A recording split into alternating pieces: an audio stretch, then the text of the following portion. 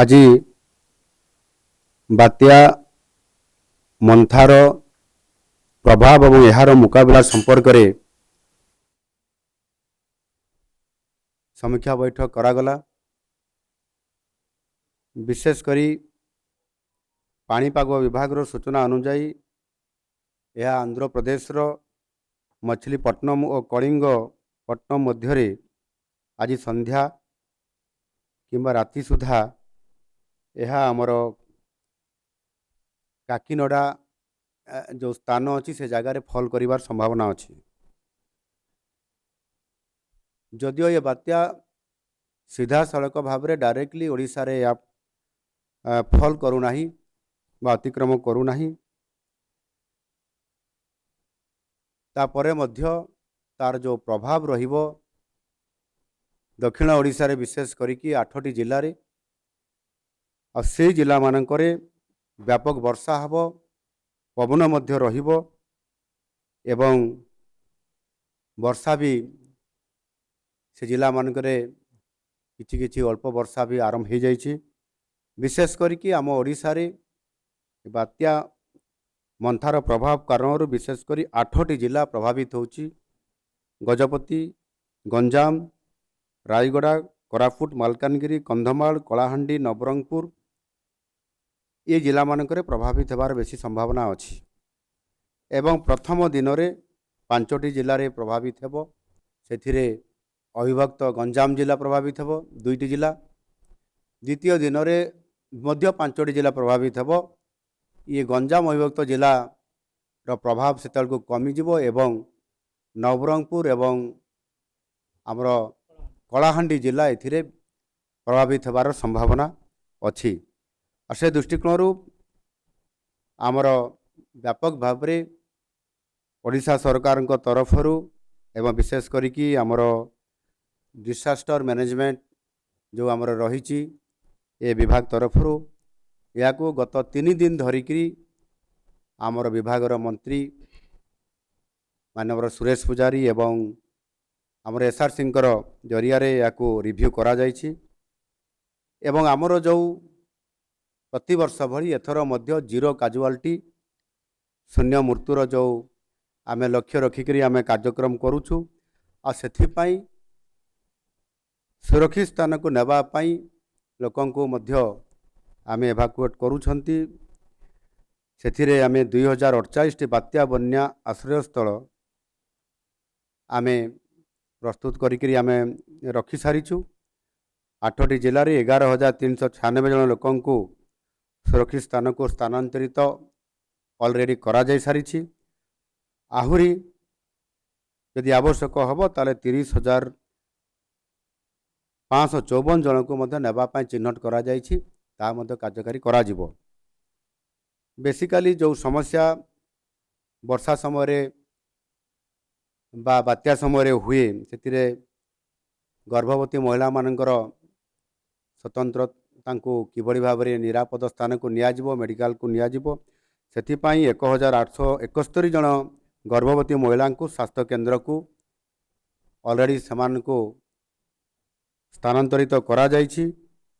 ଆଉ 822 ଜଣଙ୍କୁ ମଧ୍ୟ ସ୍ଥାନାନ୍ତରିତ ଖୁବ୍ ଶୀଘ୍ର କରାଯିବ। ସମୁଦାୟ 2,693 ଜଣ ଗର୍ଭବତୀ ମହିଳାଙ୍କୁ ଚିହ୍ନଟ କରାଯାଇଛି ଏବଂ ସେମାନଙ୍କୁ ପ୍ରାଥମିକ ଶିକ୍ଷା ସ୍ୱାସ୍ଥ୍ୟ କେନ୍ଦ୍ର ଏବଂ ଆମର ଯେଉଁ CSC ରହିଛି ସେମାନଙ୍କୁ ସ୍ଥାନାନ୍ତରିତ କରାଯିବ। ବାତ୍ୟା ସମୟରେ ଯେଉଁ ହେଭି ରେନ୍ ହୁଏ, ପବନ ହୁଏ, ସେ ସମୟରେ ପାୱାର କଟ୍ ଅଫ୍ ହୋଇଯାଏ, ପାଣି ବହୁତ ସମୟରେ ରାସ୍ତା ଉପରେ ଚରିଯାଏ। ସେ କାରଣରୁ ମଧ୍ୟ ତାର କଡ଼ା ମୁକାବିଲା କରିବା ପାଇଁ ଆମେ ଯେଉଁ ଆମର ଓଡ୍ରାଫ୍ ଟିମ୍ ଅଛନ୍ତି ସେଥିରେ 30ଟି ଓଡ୍ରାଫ୍ ଟିମ୍, 123ଟି ଅଗ୍ନିଶମ ଟିମ୍ ଏବଂ 5ଟି NDRF ଦଳକୁ ଆମେ ସମ୍ପୂର୍ଣ୍ଣ ଭାବରେ ସେଥିରେ ମୁତୟନ କରି ସାରିଛୁ ଏବଂ ସେଥିରେ ଏକ୍ସଟ୍ରା ବା ଅଧିକ ଟିମ୍ ମଧ୍ୟ ସେଥିରେ ଆମେ ରଖିଛୁ। ଯଦି କୌଣସି ପରିସ୍ଥିତିରେ ରାସ୍ତା ଯଦି କଟ୍ ଅଫ୍ ହୋଇଯାଉଛି ତାହେଲେ ମଧ୍ୟ ଆମେ ସେମାନେ ସେ ଜାଗାରେ ହିଁ ସେ ଜିଲ୍ଲା ହେଡ଼କ୍ୱାର୍ଟର ମାନଙ୍କରେ କିମ୍ବା ସେ ପାଖାପାଖି ଜାଗାରେ ଥିବେ, ସେମାନେ ମଧ୍ୟ ସେଠି ପହଞ୍ଚି ତ୍ୱରିତ ପର୍ଯ୍ୟାୟରେ ଖବର ପାଇଲା ମାତ୍ରେ ସେମାନେ ତାହାର ମଧ୍ୟ କାମରେ ସେମାନେ ବ୍ୟବହୃତ ହୋଇପାରିବେ। ଏଣୁ ନିଶ୍ଚିତ ଭାବରେ ଏଥିରେ आमर पर्यटक मानू न जावाई से अंचल जो पर्यटन क्षेत्र अच्छी गोपालपुर महेंद्रगिरी आमर देवमाड़ी एवं से अंचल जो अच्छी न जावाई से बाबद सूचना प्रदान करा जाइछि। समुद्र भितर को न जावाई मत्स्यजीवी मान सूचना दि जाइछि। स्कूल को 30 तारीख पर्यंत वर्तमान पर बंद करा जाइछि। आवश्यक हेले मध्य बढ़ा जाई परिबो। अंगनवाड़ी केन्द्र को मध्य बंद करा जाइछि। अंगनवाड़ी पिला मान को ड्राई फ्रूट देवाई घर मान को व्यवस्था करा जाउछि। स्कूल पिला मान को मध्य तांको जो तांकर पर डे जो खाद्य ये भी बोधे घर को पठे दिया जिवो। ये समस्त व्यवस्था आम करिछु। एवं विशेष करी बड़ समस्या गुटे हुए वर्षा समय रे जो साप कामुड़ा इंजेक्शन रो आवश्यकता बहुत पड़े। जो मान को साप कामुड़ी थांती से समय रे डाक्तरखाना को पहुँचवा भी भारी कष्ट होता है। से क्षेत्र में अति निकट में जो थिबा स्वास्थ्य केन्द्र मानक तार समस्त व्यवस्था एवं किछि एक्सपीरियंस थिबा डॉक्टर को मध्य स्वतंत्र भाव में नियोजित करा जाउछि। एवं ताहा द्वारा निश्चित भाव में एथिरे आमे सफल मुकाबला करि परिबु एवं समानकर जीवन मध्य आमे बंचाइबारे बहुत गोटे मध्य हेई परिबो तांको बंचा जाई परिबो।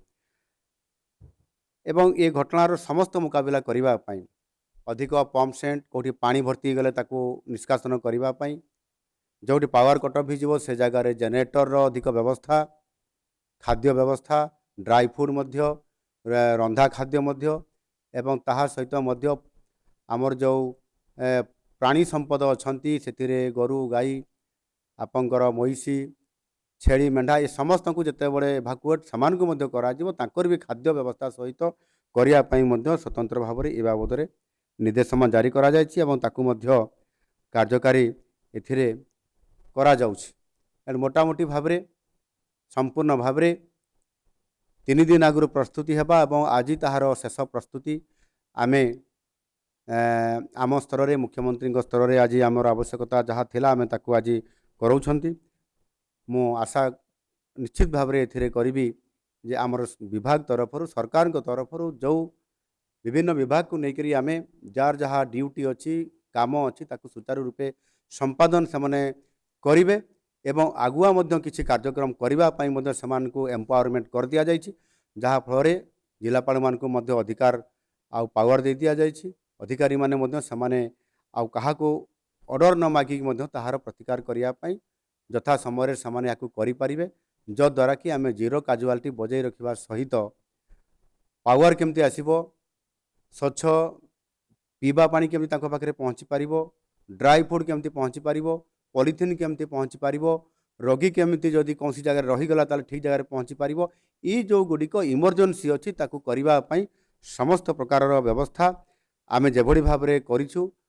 निश्चित भाबरे यार सफल मुकाबिला आम सरकार ताकू करिबे एवं सेथिरे जीरो काजुआलिटी निश्चित भाव बजाई रखिबु से प्रकार सुनिश्चित करने व्यापक भाव में ये व्यवस्था आमको सफल दे पारिबो। धन्यवाद।